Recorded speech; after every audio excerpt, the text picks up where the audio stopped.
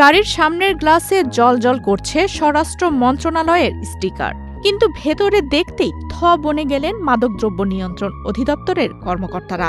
কি জিনিস?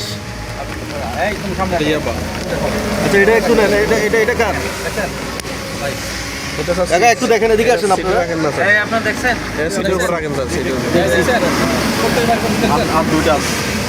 কক্সবাজারের রামুতে স্বরাষ্ট্র মন্ত্রণালয়ের লোগো আর স্টিকার ব্যবহার করে প্রশাসনের চোখ ফাঁকি দেওয়ার এক অভিনব চেষ্টা ব্যর্থ হয়েছে। একমাত্র স্মার্ট সিটি বসুন্ধরা, আধুনিকতায় এক ধাপ এগিয়ে।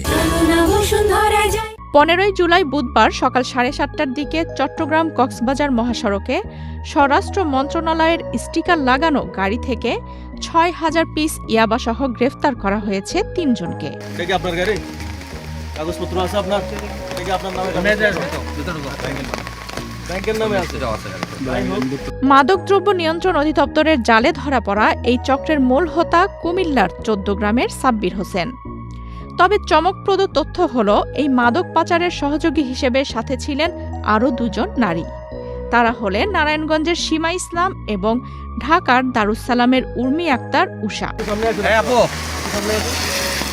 মূলত গোপন সংবাদের ভিত্তিতে অভিযান চালায় মাদকদ্রব্য নিয়ন্ত্রণ অধিদপ্তর। সাদা রঙের টয়োটা সিএইচআর প্রাইভেট কারটি থামিয়ে তল্লাশি করতেই ড্যাশবোর্ডের বিশেষ চেম্বারে মেলে টিস্যু ও স্কচ টেপে মোড়ানো 3টি প্যাকেট, যাতে ছিল মোট 6,000 পিস ইয়াবা।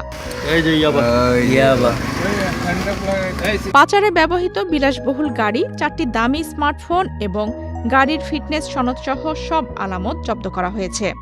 আসামিদের বিরুদ্ধে ইতিমধ্যে রামু থানায় নিয়মিত মামলাও দায়ের করা হয়েছে।